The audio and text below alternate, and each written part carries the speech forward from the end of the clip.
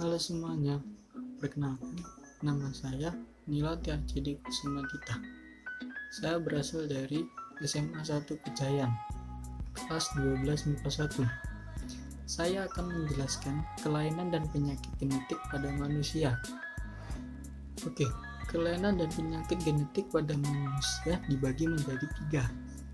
Yang pertama, kelainan dan penyakit menurun oleh alel yang terpaut pada autosom seperti yang di atas ini. Nanti saya tunjukkan. Ya, seperti orang tua kita blasteran atau menikah dengan orang luar negeri dan hasilnya anak atau cucunya itu seperti kebule-bulean gitu. Yang kedua, kelainan dan penyakit menurun oleh alel yang terpaut pada kromosom kelamin. Contohnya, seperti laki-laki memiliki kelainan dan yang perempuan itu tidak memiliki kelainan sama sekali. Atau tidak sebaliknya, mungkin laki-laki itu memiliki kelainan dan perempuannya itu tidak. Nah, yang ketiga, kelainan yang dipengaruhi oleh hormon kelamin. Contohnya, pada wanita terletak pada ovarium hormon yang dihasilkan. 1. Estrogen untuk mempertahankan pembentukan ovum dan ciri-ciri kelainan sekunder. 2. Progesteron mengatur pembentukan plasta dan produksi air susu. Pada laki-laki terletak di bagian testis. Hormon yang dihasilkan yang terpenting yaitu testosteron yang berfungsi mempertahankan proses pembentukan sperma dan menumbuhkan ciri-ciri kelainan sekunder. Selanjutnya, kelainan dan penyakit menurun alel yang terpaut pada autosom dibagi menjadi 3. Yang pertama, kelainan disebabkan oleh alel dominan autosom. Kelainan yang disebabkan oleh alel dominan ini akan diderita oleh individu bergenotip homozigot, dominan maupun heterozigot. Contohnya, Polydactyls, terus Brachydactyly, terus ada lagi Syndactyly, terus Thalassemia, Huntington, Progeria, Achondroplasia, Pilosis syndrome, Marfan syndrome, Acho, dan hipertensi, orgenesis, dan imperfect aneurysm.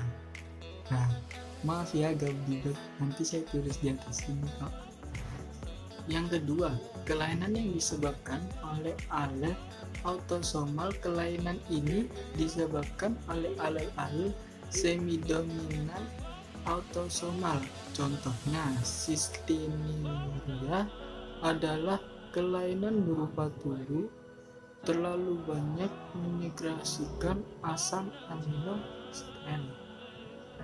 Yang ketiga, kelainan yang disebabkan oleh resesif autosomal yang disebabkan oleh alel resesif autosomal antara lain albino, gangguan mental, siklemia, seroderma pigmentosum, galaktosemia, fibrosis sistik.